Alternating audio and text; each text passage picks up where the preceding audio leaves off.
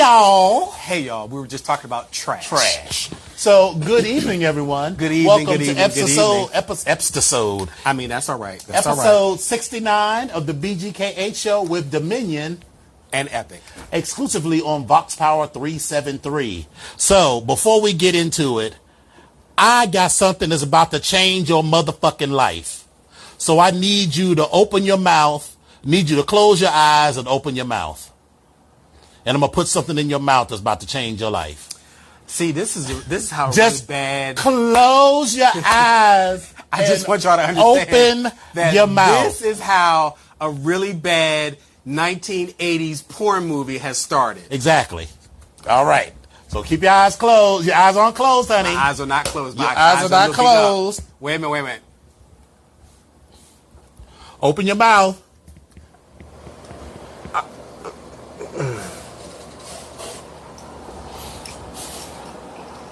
Your life has changed. There you go. Oh, no, girl. This one is yours. This is the one you bit off of. That's yours. That's yours. So now you said something wrong with my mouth? No, girl, but I don't. I can theorize where your mouth has been. And you gonna talk about my mouth? I mean, just because you got a lazy jaw. Listen. I'm just saying. I'm a ray of goddamn sunshine. I don't know what the fuck you're talking about. So, well, anyway. Lazy goddamn jaw. So hold on, let me get a bite. This is good. So, this is called a butter bar. And it is from my new favorite store, who is not a sponsor, by the way. But you can be. They would never be. Oh. My new favorite store, Balducci's. Balducci's is one of those fancy, rich white people grocery stores where they've got like a pre-cooked food section. They also have like a regular grocery section where you can buy expensive soap made from grass. Tide is like, a gallon bottle is maybe $10.99. This is like $40 for 6 ounces, some shit like that. Sure. But the pre-cooked food, because it's all like gourmet, is it. And this... Girl, you gonna eat the rest of that, honey? I'm going to eat the rest of it, but I'm savoring it. I'm savoring. Balducci. I'm trying to remember do I remember seeing a Balducci's in Northwest, like upper Northwest somewhere? No, there are 3 of them in the area. One is apparently in Manassas. Okay. There's one, not in Manassas. One is in like Tyson's Corner area. Okay. One is on Old Georgetown Road in Bethesda. And one is right down by the water in Alexandria. So wait, the one in Bethesda, that's up there. That's going towards what's that old mall? I mean, not the old mall. It used to be like a Democracy Boulevard and all of that. Mm-hmm. Yes. Okay. All right. All right. Okay. All right. So yeah, she was cute. So I've been fucking these up. How many you got left? In this box? What? That box is empty. But bitch, how many you got left? Do I need to come by and just? There's plenty. There's plenty at the Balducci's. That wasn't what I asked, honey. We know that, honey. So, and you're welcome to go and get as many as you like from the Balducci's. Well, I appreciate you giving me permission to go and get as much Balducci's butter bars as I can possibly get. I appreciate that. Mm-hmm. See, this is how everything works. That's what friends do. That's how everything works. That's how it all works. Yes. Listen, BGKH, the blacks, the gays, the kinkies, and the human, honey. Right. Listen, and we're here. Yeah. Right. There we go. Okay. So how was your week? Here's why I bought you the butter bar, to get your spirit right. So let me just explain that while I was preparing to go out of town to Norfolk, shout out to Aphrodite and to K9, who came and met me. Had a really good time. Went to the damn Sushi King, which was actually pretty interesting. Like, I really enjoyed myself at the Sushi King place. It was really good. Like, I'm not a really big sushi fan, but I had a good time there. So anyway, and the company was there was great as well. Aphrodite was like a clown as usual, which I didn't really realize. And then you didn't know that? Oh my God, she's a mess, honey. In the best possible way. Yeah. I sent you that text message about the mess. Yeah, but so we'll chat about that. But anyway, that was hilarious. I'm only gonna say that was hilarious. Yeah, but so Anyway, that was a great time, and I thank you all for coming out and supporting. Because I was happy to see some other people there. I was with my coworker who I like and I love to death. But at that particular moment, I was not in the best frame of mind. And let me tell you why. Okay. The moment I'm getting ready to pull out of my driveway, I was talking to my roommate. My roommate goes over to the mailbox and grabs some stuff out the mailbox. It was this very thick envelope, and it was addressed from Philadelphia. And I was like, what is this? With the bullshit. I was like, what is this? This is going to piss me off. Well, to make a long story short, and I think take as long as you need. Because Because I was mad on your behalf when you told me about it. The long and short of it is, I got a letter from a family member, specifically my uncle. Yes. Who has gone to a lawyer to draft up a POA. Power of attorney. Over top of the one that I have. Okay. And revoked my power of attorney through this law firm that he's gone through. Now, I have several issues with this. Do he cheat him and how? I love my family, and I love the fact that localniggasdolaw.com. I love my family, and I love the fact that we all generally have we got that girl that good relationships and good friendships and with people that will do shit for you. But you always know there's that one chick or that one dude that graduated at the bottom of his class in law school. When I say the bottom, I mean if in a class of 100, he was number 100. He was like at the bottom of his class, and he preys on your uncle's on these older people who don't really know the law, and like, yeah, I could just write another power of attorney on top of a power of attorney that you already got. Any reputable lawyer would be like, you can't do that. So let me tell you some more. Okay. So I also believe that we have these friends that will just do shit that you ask them to do. Fine. And look, like the local dude that'll do the law. Let me be clear. That'll give you the prescriptions. Let me be clear. I'm never going to sit back and say that, I haven't had my run-ins with the law and people for whatever. I'm never going to say that. And this is how I was raised. This is what my family does. And this is what the whole Epic family is shiesty. So, just hold on, bitch. I'm going to come back to that.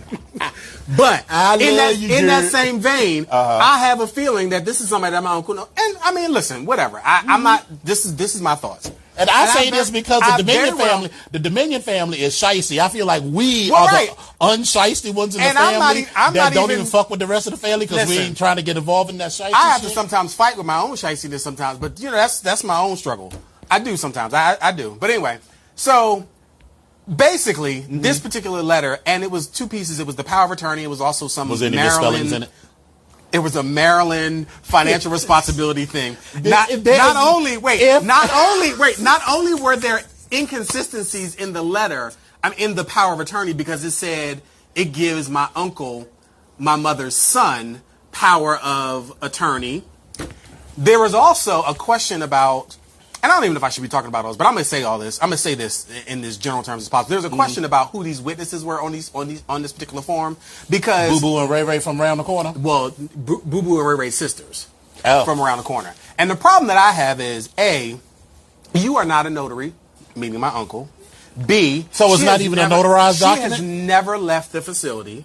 And C, I remember when I went and had this power of attorney done, that I literally had to take my mother there with me to the lawyer and the president. You can't and just the sign. witnesses that were there were actually employees that actually came into the room after he sat with my mother one-on-one and asked her several questions to figure out what the hell was going on and where she was and whether or not she really wanted to do this.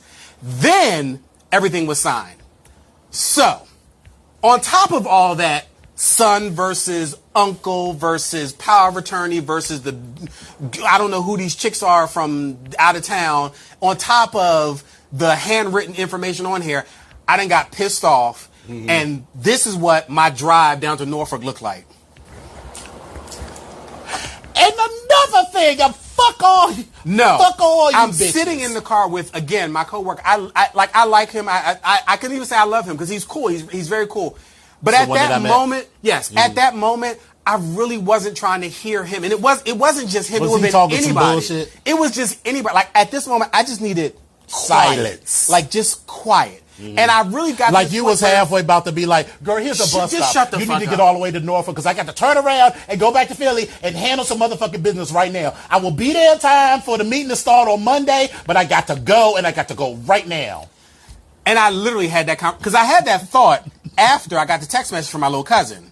Oh, I was thought about the text? Was this another text message or the one that you showed? I don't think me? I shared that. The text message. Was he told you, said, fuck you? Yeah. Because, I was okay. sitting there thinking to myself, because I picked the car up on that Friday, and I was like, Bitch, I could turn around. I could just roll up this motherfucker. I could roll up on her ass and just meet her at her door. Say that shit to my face, bitch. Like, I really was at that point, and I was like, so again, all of this happening on top of my mother already being in the hospital because she had a UTI and all this other stuff, and unfortunately, she wound up, it affects her behavior and all different types of shit. Listen, because- UTI affects you when everything is cool. But the difference is with her, she wasn't able to express what was wrong with her, what she thought was wrong. So then that kind of manifests itself in a couple different ways. So listen, anyway. I get all of that. You I don't was have to pissed explain off. it to I was us. so we understand. off. We all know that your mother is suffering from dementia. You imagine a normal if you weren't feeling well and you could express yourself. When you can't adequately express yourself, you lash out. And so that makes it more difficult. So I understand. So after being at the hospital with her for the couple hours, and the woman had stayed there the night before, and I told her I was leaving, trying to go to work because I had something to do for work. Next day, we got all that. I'm in the car, and you now sitting there, you just flapping your gums. And I'm like... And then he wouldn't show up. And I was going to suck his dick, but he just keep talking and talking and talking. He literally was saying nothing more. You probably would have stabbed him in the face. But literally, it was nothing that he was saying that I really wanted to hear at that moment. Right. And it's nothing that he would have said in any other moment that I probably wouldn't have paid attention to because I just wasn't. But I was in this headspace where I was like, I don't even hear what you're saying. Like, I don't even, I was just like, and at one point he fell asleep and I was like, oh, thank God. And I was just like, just let me process. So. Should have stopped at the bar and be like, how about you have like 10 drinks real quick? Listen, my ass was rolling down. I had this motherfucking Chevy Impala, Chevy Impala. I was driving, which was actually nice, but the motherfucking GPS system or the screen was just garbage. Like you couldn't, it was so difficult to, whatever. So I was just in a bad space. And so when I got there, I had to deal with the 94 participants that came up that I'm working with that were asking stupid questions. They're asking me shit. And I'm just kind of like, y'all are making this more difficult for me. And I'm trying, and it's me. I realize it's me, but I'm just pulling away from shit. Now, I realized what I was going to do, which was contact my lawyer and figure out what was going on. The lawyer who actually wrote up the POA. And I kind of said to him, he had the same questions. Who are these people? What is this spelling? Why is this his son? What is this? And I was like, I expressed to him. I said, I'm not sure if this is somebody, a friend of the family, and it's the lawyer. He said, oh, no, I know the lawyer. I said, oh. Okay. He said, but did you read anything in here about anything other than this letter saying that something's been revoked, whatever? And I was like, from what I saw, it didn't say none of that. He was like, yeah, so these are my rates. This is how much I charge, and I'll probably need about 2 hours. And so when you pay that, I'll go ahead and respond. I was like, so on top of everything else going on in my life, I now have to do that before I leave. So for L.A. Exactly. Because you're going to L.A. Yes, I am. Yes. And listen, we had this conversation earlier via text message. You know this, but y'all have no idea of how I am at this particular moment. Like, I am so looking forward to wheels up, landing, being around people that I want to be around, not having to worry about anything in that particular moment. Right. And then, on top of everything else, taking my fat ass out on a boat so I can sit in the sun like a pat of butter and just spread. I don't want to do, like, listen, there's one or two things I want to do. I just want to sit down and do nothing. I just want to disconnect. Because when I'm on the water, guess what? I ain't got no cell phone service. I'm good. Like, what the fuck I need to talk to anybody about? Listen, with the last cruise we was on, my little brother was like, well, I'm going to get in it. How am I going to be in charge? I was like, girl, I go on these cruises so I can't be involved with bitches. So I'm looking forward to this. And so my week was just, and then on top of that, I had another program that we were dealing with at work that's now going to jump off tomorrow. And I was trying to plan with that. And I'm working with my boss, who is great at what she does. But she's that person that will just kind of say to you, So what about this? What about that? What about this? What about that? What about this? What about this? I got this. And I'm like, I'm good. This what about ain't the first time we've been doing So we do this. this. What about this? What about that? Have I ever not done this? And it's all these things. And I got this. In the process of me saying that, I did overlook something. I overlooked the fact that I was supposed to do something before I left because I was leaving. And if you hadn't been busy answering her fucking questions, you would have got everything. Not even that, but if I was in the office, because once I leave, because that's not in my pay grade, because for me to access my computer, my laptop, like that's not in my pay grade. I don't have a cell phone. I don't have, like, I don't do that stuff. Like this right here, there is nothing on here that says work that I'm ever going to access. You give me a work phone or work laptop, I will access whatever you need me to access. But this right here, no ma'am, we're not doing that. So normally in one of my checks and balances, because I go and check the system, do other things, I would have caught these things. But it's okay. As I'm doing my regular check and balances today, I found 3 things that were incorrect. I had to reach out to them and for tomorrow and do some other stuff. So I mean, it's okay. And I had a conversation with her saying, this is where I am. This is what has happened. This was my fault. So I take ownership of it. This is what it is. Like there's nothing to lie about. This is what it is. Like this is what I overlooked. So here's where we are. But everything else is under control. I'll see you tomorrow.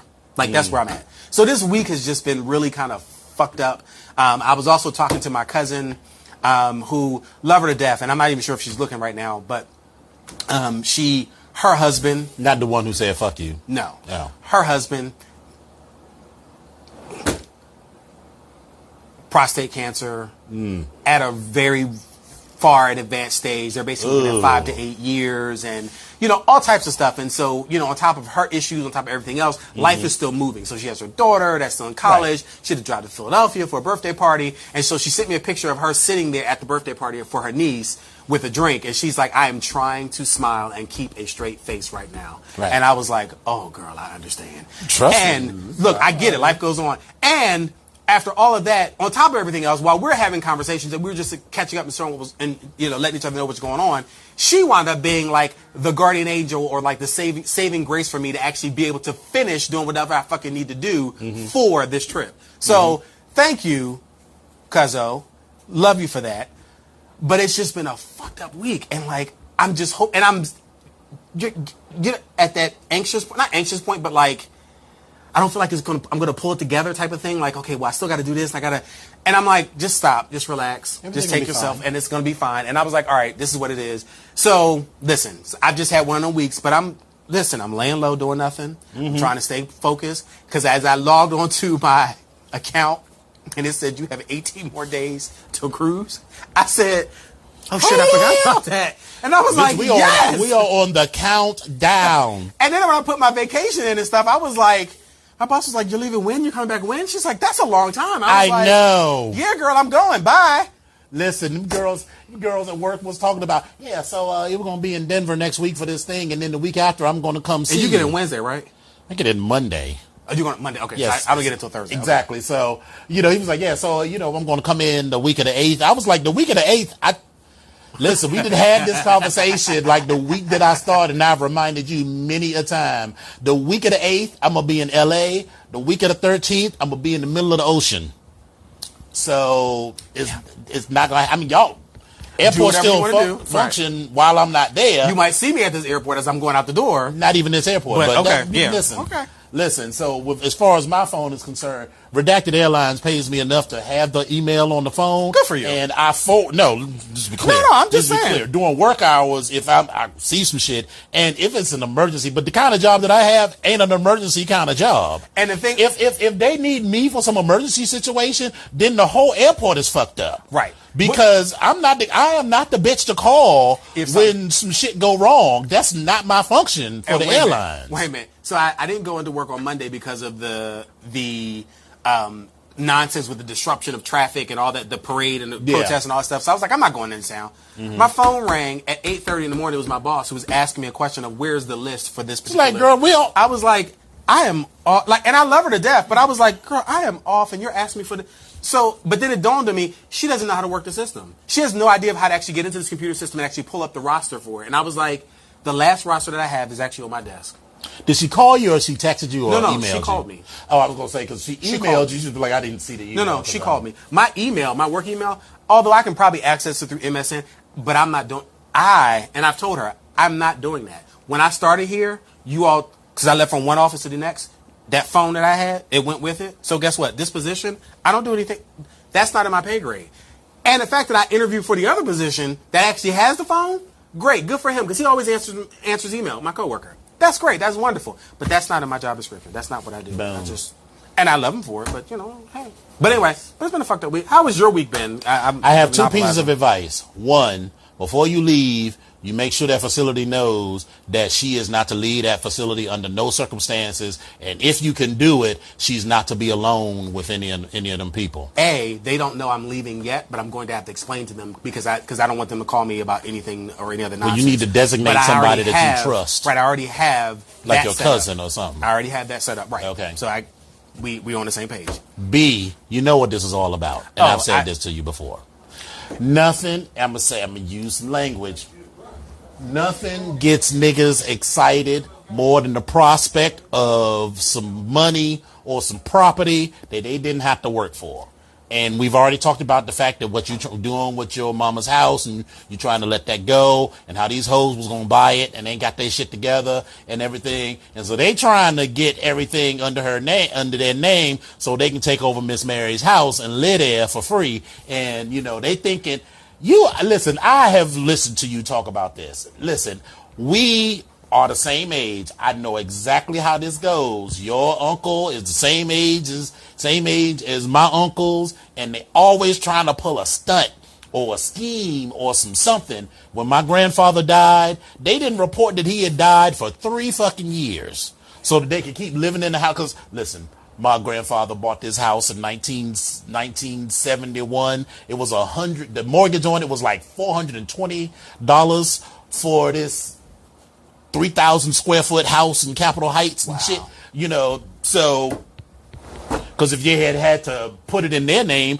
that mortgage would have gone away and they would have had to pay for 3,000 square foot at the going rate. Probably at somewhere that like time. $2,000 a month. Right. And, so it was all of this foolishness or whatever. And anyway, so that was a mess. So those are my 2 pieces of advice. Yeah. Whenever they say it's about your mama, don't feel like, there is no altruism here. That doesn't mean that your uncle doesn't love his sister. Oh, I'm absolutely. not suggesting that. No. I am saying that there is a great deal of self-interest in this. And the other piece of this is, the other piece of this is when my interactions with them, I realize that they both become 6 or 7 or 8-year-old kids when it comes to their sister. Like, that's how they're acting. Like, they're like... Oh, because is she the oldest? She is the oldest girl. Okay. But one older and one younger. So that's how this rolls. Right. Yeah. So, listen, I get it. They want to protect her. They all, they want to be, I'm the big brother. Yeah, but they're trying to protect you from her fucking son. Her, and I'm like, okay, well... Nah, bro. If they were really interested, and listen, I'm on your side, and we could talk just like we could talk about my father and his uncle forever.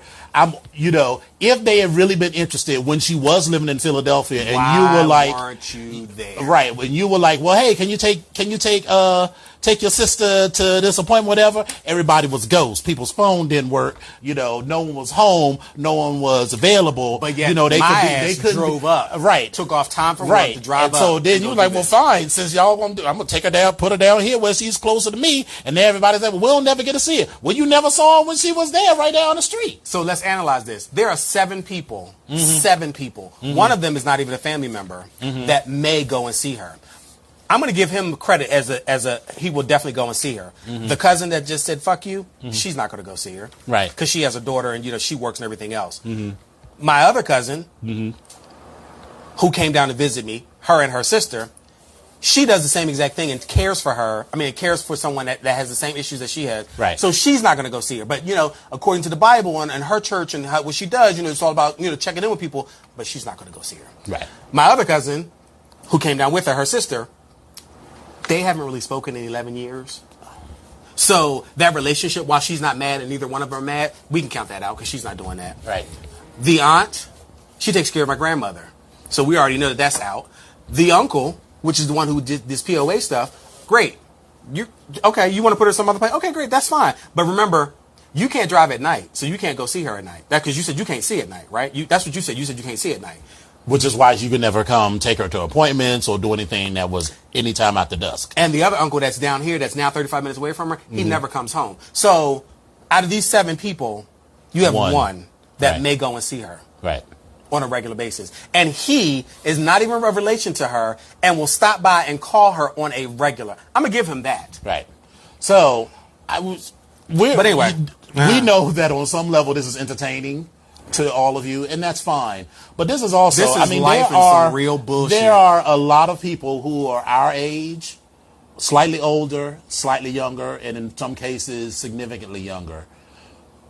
One of the unfortunate things is that we're all going to, at some point, not all, but there is a strong chance that you will have to take care of a relative. Yes. They may not have dementia. My father never had dementia, but he was just a cranky old man who never got over the fact that his marriage didn't work out. So he just let himself go and was slowly killing himself. Your mother or father or aunt or uncle or grandparent might be different, but you're going to have to deal with this. So learn from what we're going through. Listen, if it falls to you to take care of that person, please treat it as an honor. Do not treat it as a burden, because whoever it was that you're being asked to take care of sacrificed tons of shit for you. They could have been on cruises. They could have been doing all kinds of shit. And so now they need you to take care of them when they're helpless, just like they took care of your ass when you was helpless. So that's 1. 2, get all your shit together. Please, if get you your need a power of documentation attorney and your paperwork and that shit while they are lucid. And, it's a difficult conversation. Have the that conversation now about what they want to do when how they they die. want to do it, when they want to do it, who should be your alternatives, and talk about that openly amongst the family, and document it with a lawyer. Exactly. That's once you do that, everybody's on the same page. So all the arguments and stuff can start ahead of time. Right. That's it. And as far as, listen, most funeral homes, while they're alive, you can pay on something. You can pay like $20, $30 a month or whatever, pay it out of their Social Security or their retirement or whatever, so that you would at least be halfway or 3/4 or all the way paid when they die. And then the benefit of that is that you already know exactly what it is they want. They've already paid everything. And first of all, if let's say you do that now and your grandparent doesn't die or your father doesn't die for 20 years, you've already locked in. I mean, I hate to make this like a financial calculation, but it is. You've locked in a casket in 2039 at 2019 prices. That's already paid for. So and they got to give you that. Because you've got a contract that says this is what we're going to provide. Yep. It comes down to that. Because listen, you don't want to be like me and my sister were. Luckily, me and my sister were kind of were tight about it, and we were both on the same page. It was like, but why are we spending like $10,000 on a casket? We ain't doing none of that. Yeah, what's the least expensive casket that we can afford that don't have him looking like Boo Boo the Fool? And we agreed on, and that was still $3,000. So listen. Have all of these discussions. Talk about it openly. Yep. If it falls to you, get your power of attorney. And listen, there's no such thing as canceling out a power of attorney just by writing a document. But there is the possibility of a dual power of attorney. It is a possibility. But that only person that can do that is either the person who has the existing power of attorney or the person for whom the power of attorney has been written for. So if they were lucid enough to say, I want these 2 people to handle it, or if they are able to prove in a court of law that there has been abuse or fraud or something by the current holder of the power of attorney, then you can do that. But you just can't get any old lawyer, Joel Niggerstein. Write that down. Joel Niggerstein. Joel Niggerstein on the corner to write any old power of attorney. And listen, spell the documents right. If it's spelled right, I'm just gonna be like, this is bullshit. So anyway, the only thing exciting I did over the weekend, because I purposely was like, this is a quiet ass weekend for me. I did a float on Sunday. Oh, and the thing again. Yes. Okay. Oh, it was lovely. It just felt like.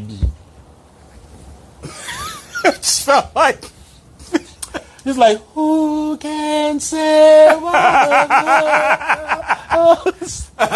So I was like, yes, I still have one more in the package that I bought. So I'm definitely going to be using those whenever I need to like de-stress or just, relax and chill or whatever. So that was about that. Other than that, I am prepping for this motherfucking cruise and this trip because I'm gonna be gone for 2 weeks. In fact, now is as good a time to tell you that after today, because I'm gonna be in Denver next week for work. Oh yeah. So after today, we will not be back until October the 23rd. Well, wait, we have today. We have the 2nd.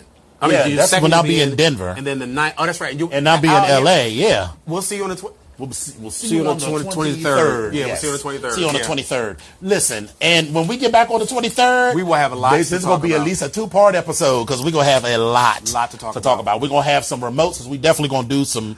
We can talk about that. We're going to do all of that. So let's start. So Al Brister, my line brother, one of our brothers, Sean, who is a sex positive educator, and I love him to death. He is very heavily into Oxy.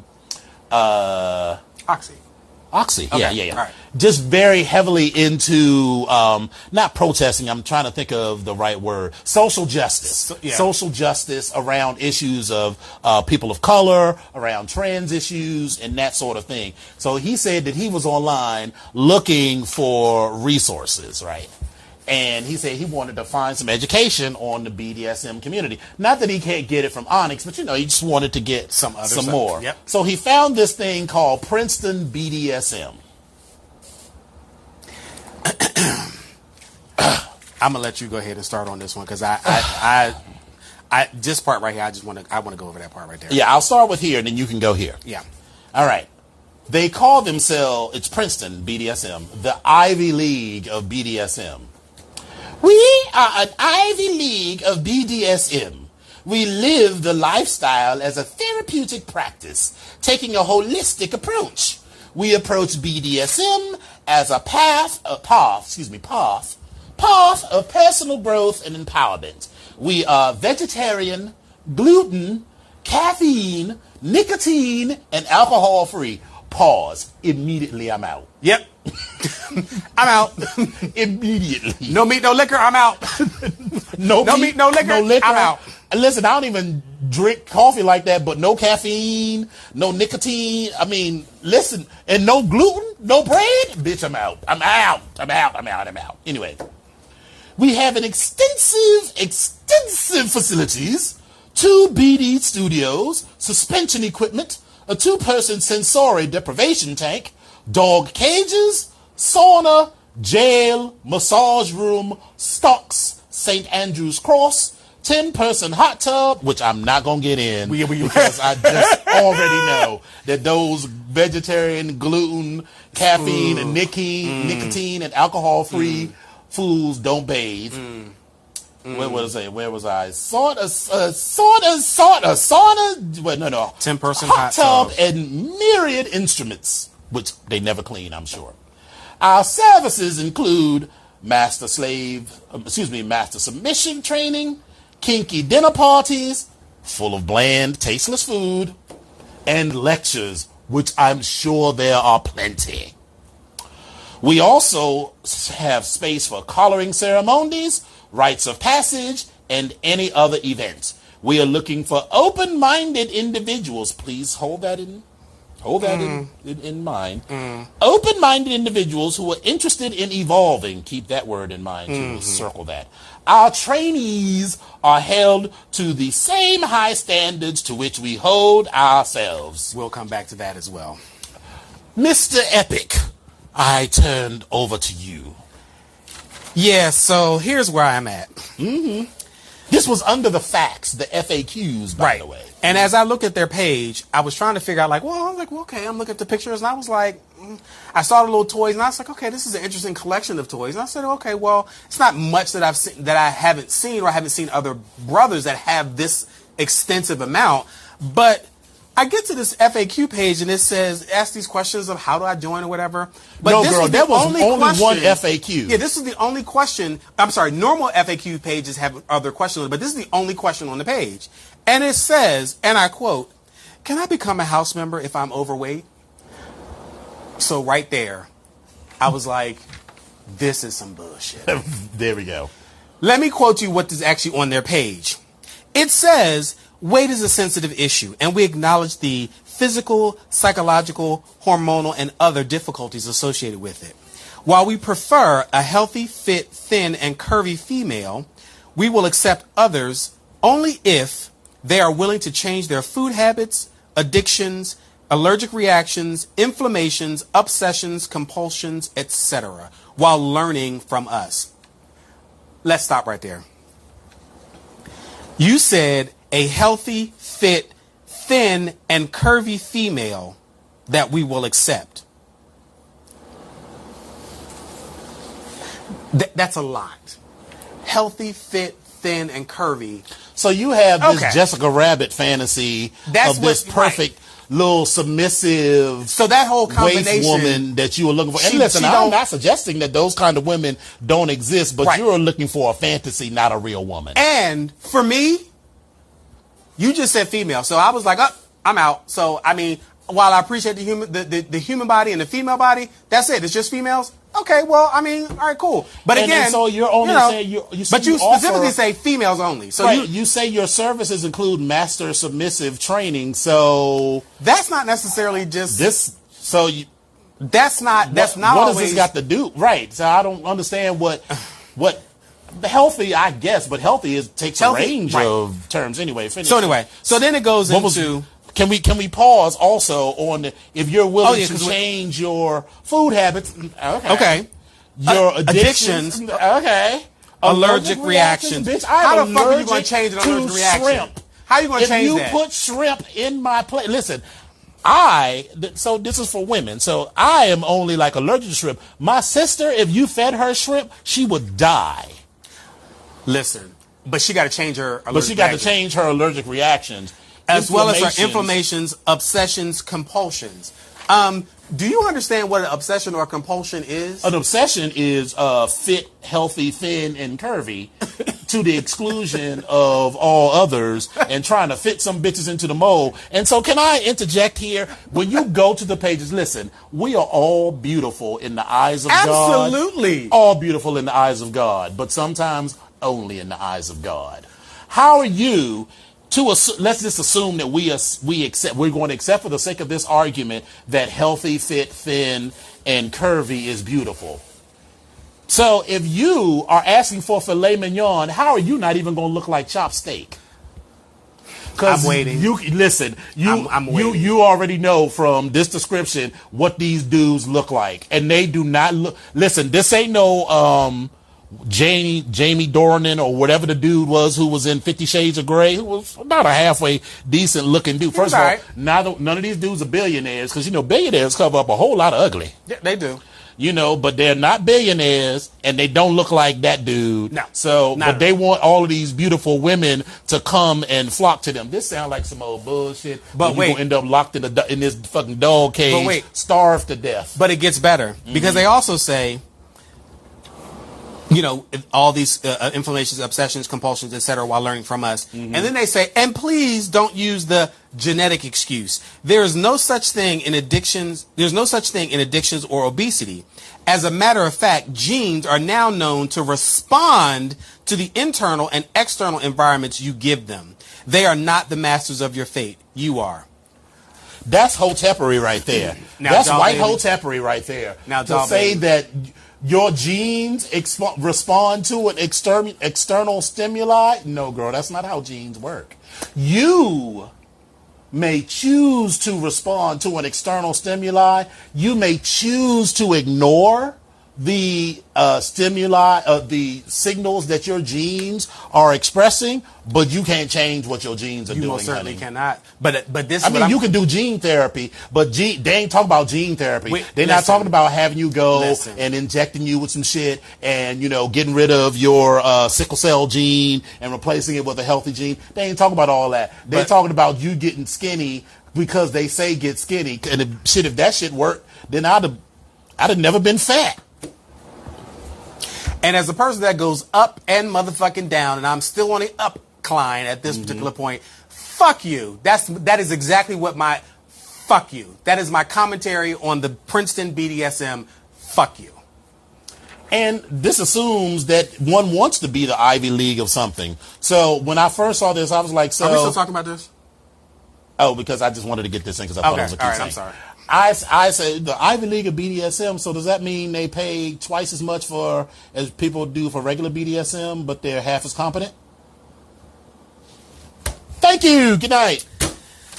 So, as I go on to the next page, I read that. So, okay, right now, I'm trying not to give too much light to this story, but I'm going to go ahead and bring it up. So, right now we're in the middle of, or the beginnings of, an impeachment for Trump. Our president. This is what we got going on. Mm-hmm. I came across this very interesting article in the New York Times, and it was online, talking about why Trump, because, listen, we all know he has done some asinine things, he's done some childish things, he's done some thievery, he's done some trickery, he's done some lying, he's done all the above. Mm-hmm. Let's keep in mind that he has a cabinet that is set up, and also, not just from his cabinet, because Mike Pence is not the first choice of anything for me. At all. But there are other things that are coming into play, and there are other things that will be affected if this impeachment process, because it is starting, goes through and he is impeached. So this interesting article that I found the author was Frank Bruni, and it was in his free weekly newsletter. And it's a very long article, but these are just some of the things I just highlighted from this article because I thought it was just amazing. So it said, from the moment that Trump stepped into the office of the presidency, he has degraded it with words that a president has no business speaking or tweeting, with ceaseless lies, with infantile and often unhinged behavior, with raging conflicts of interest, with managerial ineptitude, with a rapacious ego that's never sated. Jesus. Mm-hmm. And whoop. Yeah, you got it. There we go. Okay. Yeah. So that's there we go. Back. There we go. And with foreign dealings that compromise America's values, independence, and interests, how can principled lawmakers not tell him in the most emphatic manner available that enough is enough? But there's no way to say what happens now that a formal impeachment inquiry has been opened. I'm skipping through and I'm reading parts of this. Any scenario is possible, including one which impeachment redounds to Trump's benefit and increases the chances of his reelection, because he paints himself as a martyr, eludes conviction in the Senate, frames that as exoneration, and watches his fans mobilize and turn out as never before. And a second Trump turn would just be the sadly suboptimal byproduct of a noble stand. It would be disastrous. Now, okay. But hold on. Now, but while an impeachment's impact on November 2020 is unknowable, its effect on us as a nation is almost certain. A dangerously polarized and often viciously partisan country would grow more so, with people on opposing sides hunkering down deeper in their camps and clinging harder to their chosen narratives. So these people that you are actually working with that feel that they can come out and say whatever they want to on the sly and trying to get a little bit of base, they're going to wind up doing a little bit more of that. So just keep that in mind. Impeachment should terrify you because it would mean a continued, relentless, overwhelming focus on Trump's lawlessness, antics, fictions, and inane tweets. He would win in the short term, and all Americans would lose, because as long as most of the oxygen in Washington is consumed by the ghastly carnival of this barker, there's too little left for the nation's very real problems and for scrutiny of his substantive inadequacy in addressing them. I have thoughts. Do you have thoughts? Please jump in, because there's last three pieces I'm going to read. My thoughts are the following. Sometimes you got to kick a little ass to get some respect. So that's to start. The problem is that, so you know how you deal with a bully? You cannot let a bully keep fucking with you. At some point, you gotta be strategic about it. Learn this lesson from a Young Dominion. Young Dominion was a lovely, happy, roly-poly, person who didn't seem to let anything bother him. And people assumed that because I didn't like to fight, that I couldn't fight. I was good for taking a punch until it got me in a position where I could get you. Case in point. His name was Bandrew Bummard, was his name. Bandrew kept pushing me, kept pushing me. He was making fun of me because I was in the 7th grade carrying a briefcase. My grandfather had given me that briefcase. I didn't give a fuck what anybody thought about that. Everybody else had a backpack. I had a briefcase. Kept all of my books in that briefcase. He kept fucking with me. We get on the bus, we get on the bus, we go on the bus, we get on the bus. He keeps pushing me, he's pushing me, he's pushing me, he's pushing me, till there comes a point where I know that if I get his ass, he can't go no further. So I just let him keep pushing me. Like a couple of times he knocked me down. Kept pushing me, kept pushing me, kept pushing me. I got up and clocked that motherfucker in the head with a briefcase full of books. That was the first time. The last time I got into an actual physical fight, freshman year of high school. Dude kept pushing me, kept pushing me, kept pushing me. Waited till we got to the locker room. We all in our underwear now. Very vulnerable time for me because, I hadn't gotten excited and learned to love the skin I was in, So, he's pushing me, talking about my breasts, my man boobs, and, flicking them and wanting to do all of this shit. Waited till he got in that corner. Took that locker door, slammed it into his head like 15, 20 times. So my point is, we have been pushed, and we've been pushed, and the problem is that everybody, we got to keep our eyes on the goal here. Everybody that's on this one side of the coalition don't always agree on everything. We need to put all of that other shit aside and move forward on this thing. Because they're united. They don't all agree on the same shit either, but they're all united in we hate Negroes, we hate gays, we hate Jews, we hate women, we hate trans people. Barack Obama was for all of that, and he was black. When people tell you, I like Donald Trump because he says with me, what he says is that he hates Negroes and foreigners. He says it in ways subtle and overt. Yep. And the people on that side will do anything to keep that man in power, including overlooking, shit that is like blatant in their face. That like if Bill Clinton had did half of it, and we're not even talking about the black president, if Bill Clinton had done half of the shit that this man had done, getting his dick sucked in the Oval Office would have been the least of his concerns. So that's what their coalition is held together. It's held together around the hatred of certain groups. So all those groups, for better or for worse, need to hold together. And we need to hold our politicians accountable. That's why America is not going to, there's lots of ways to get other shit done while, the impeachment is not the only thing happening in the whole fucking world. It's only going to happen if we hold the leaders in the House and the Senate, the House where we have that majority. Yeah, because. And the Senate where we could, at any moment. In another. Right. So we have to keep that pressure up on our leaders, and we have to force our leaders to grow the spines that we need them to have. Because if we back down once again, then hell yeah, they're going to feel emboldened. But this man responds negatively to pressure. So you keep fucking up. We keep apply that pressure. He's going to keep fucking up. And the last thing I'll say on this, child, he released that transcript today. Like he was like, I ain't do nothing. And here go this transcript where he literally did he kept saying, I never said anything to Ukraine. First of all, why the fuck are we asking the Ukraine of all nations? Why are we asking Ukraine to dig up dirt? I understand. I'm not agreeing, but I understand if he had been like, hey, Russia, I need you to get this dirt. He did that because he held back. He said that if he didn't, he didn't say that. So he extorted them. Basically, he extorted them because he was holding back funding for them. So yeah, I know. I was just being So so literally, he said, I never asked him to do anything. And he's literally, this is the redacted transcript of the conversation. And in the redacted transcript, he literally says all the shit that he said he never said. So when we see the actual unadulterated call, I can't even believe what's going to be in that. This is an audience of idiots, and they're protected by people who are so invested in white supremacy and capitalism that they will do anything to keep this man in power. But we have the numbers.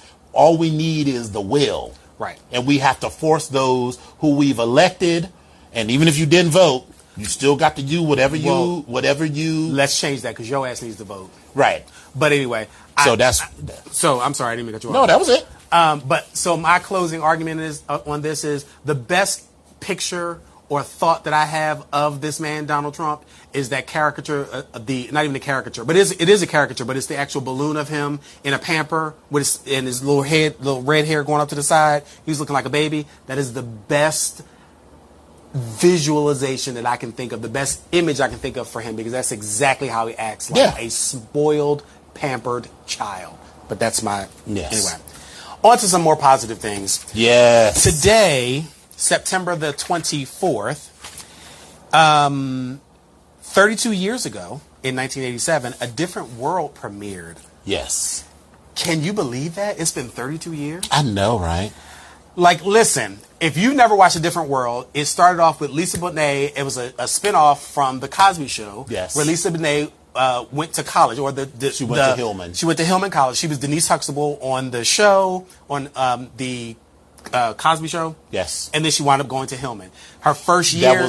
That was both Cliff and Claire's alma mater. Yes. And so she was there. She had 3 roommates. Or was it 2? She had 2 roommates. Phoebe, was that? It was Phoebe Cates? Marissa Tomei. I get them all confused. Yeah. Marissa Tomei. Yes. And was Cree her roommate, or was she just in the dorm with him? I can't remember. Freddie wasn't even in the show at first. But there was another girl in the dorm with her. I thought it was Jalissa.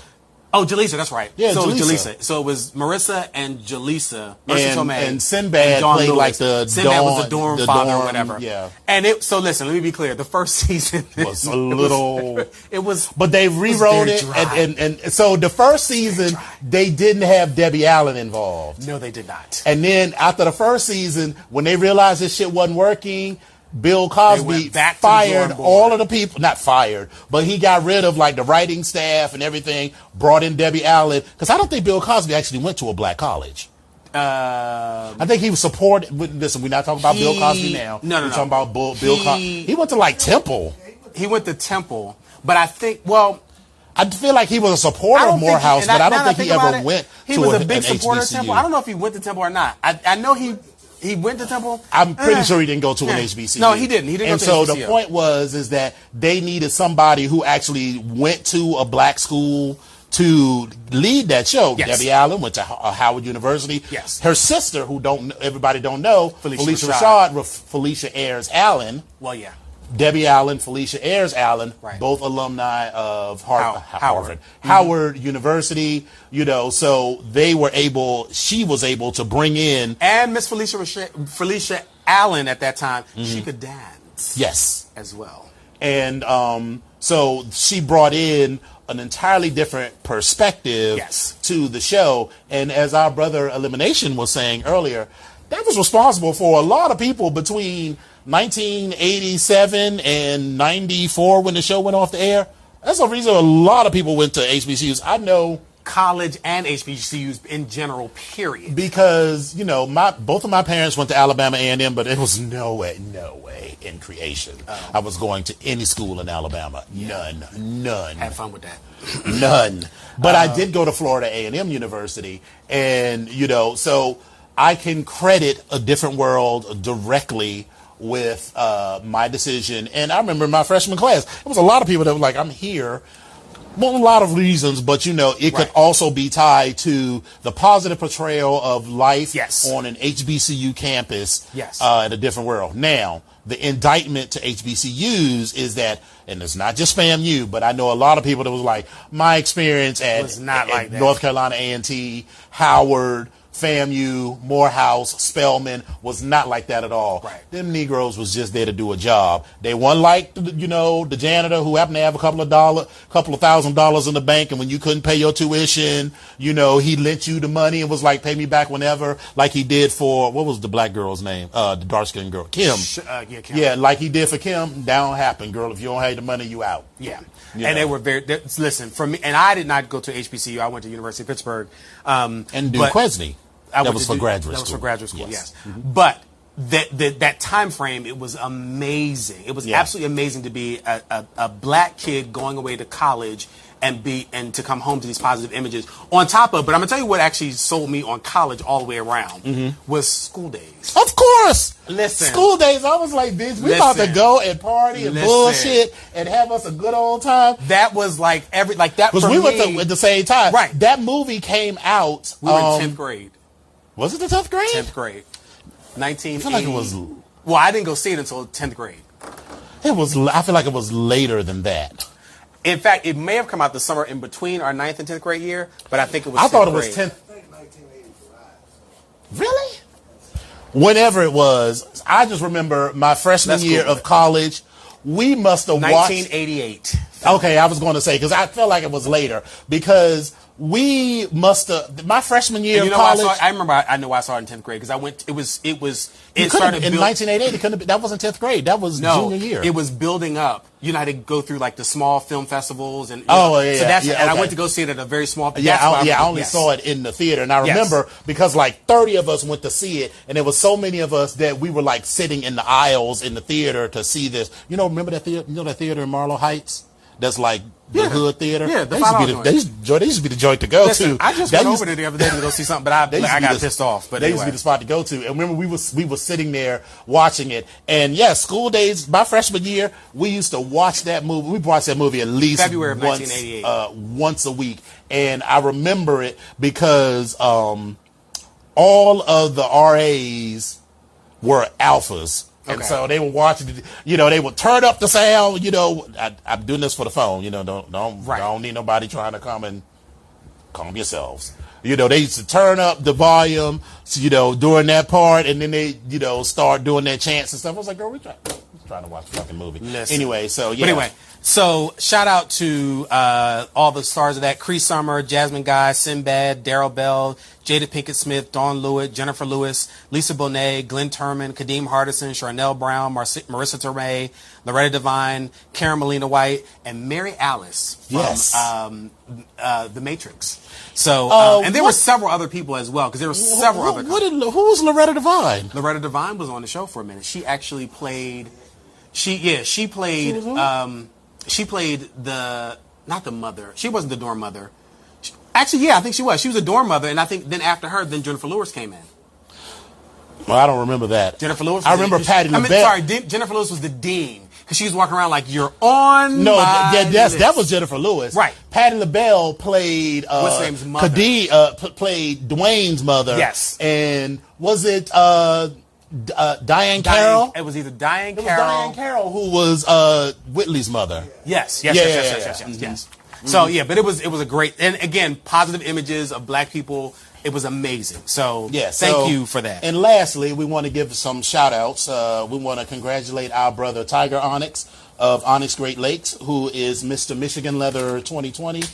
Did you see the picture that Ken posted with the grandbabies, and they had Tiger's black ass face on this white baby? It was like, my grandbaby. It was hilarious. Not at all racist or anything like that. He was just showing it was his grandbaby. It was hilarious. Okay. Hilarious. And we also want to thank give shout outs to our newest brothers of Onyx Deep South, Tenacious Onyx, Pusscat Onyx, Circus Onyx, and Teray Blade Onyx. Also, our brothers in Onyx Midwest, congratulations. Our pledges for Onyx Midwest, congratulations. They did their demos.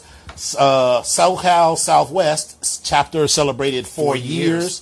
Yep. And, I'm going to give them a shout out, but I'm also going to throw a little bit of shade. Mufasa Ali on the cover of the Leather Journal. That bitch stole my look. Did you see that? Did you see that bitch in there with that crown cocked at the angle? I was like, and with his arms crossed, I was like, that bitch stole my look. Listen. That bitch stole my look. We will be on the boat. Uh-huh. Listen, I won't throw that bitch off. But listen, I will not throw that bitch but off. here's what's going to happen. Your front row tickets to the Wet Pocketbooks reunion cruise, you might not be in the front row. Now your husband, we're going to put him right in the front row. Your husband can come right in the front row, but you might not be in the front row. Steerage, I'm just saying. Way in the back. I'm just saying. Way in the back. And last but not least, Onyx Mid-Atlantic, our chapter, has actually opened applications for new pledges. So you can go onto our website and actually look at that information. That's www.onyxma.com. And we will look forward to seeing you out there and getting to know the brothers. So, but anyway, we've took up a lot of your time on the airways, and we are out of time here. So the BGK8 show streams live on Wednesdays on VOXWAV.com, 8 to 9 p.m. Eastern, 5 to 6 p.m. Pacific. Episodes are available on YouTube every Friday. You can search for Vox Power 373 and look for the BGK8 show with Dominion the Epic. Currently, we're able to host a live studio audience. If you can't make it and you can't be in our audience, you can always give us a call. The number is 240-719-2560. One more again, that's 240-719-2560.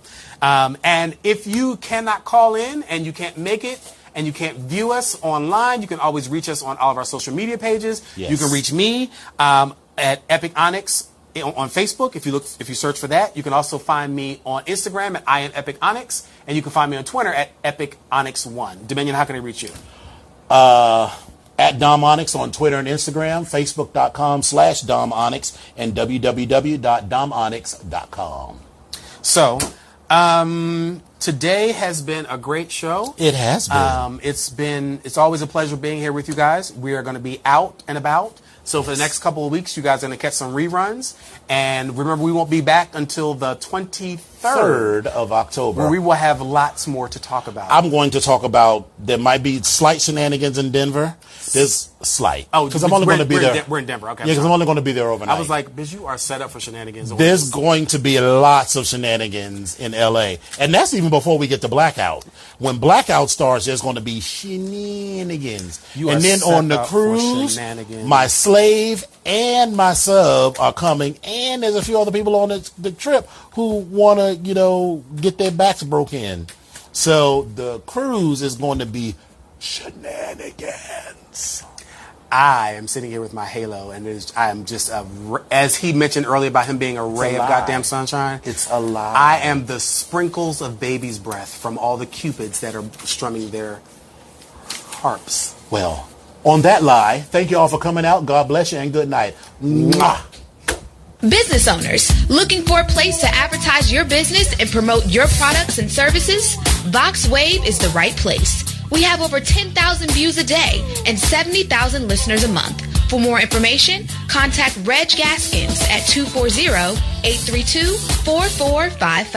VOXWAV now features a streaming radio media player on our website's front page, where local artists can get their music played 24/7. For more information on getting your music in rotation or to perform live at our studio, contact Reg Gaskins at 240-832-4455.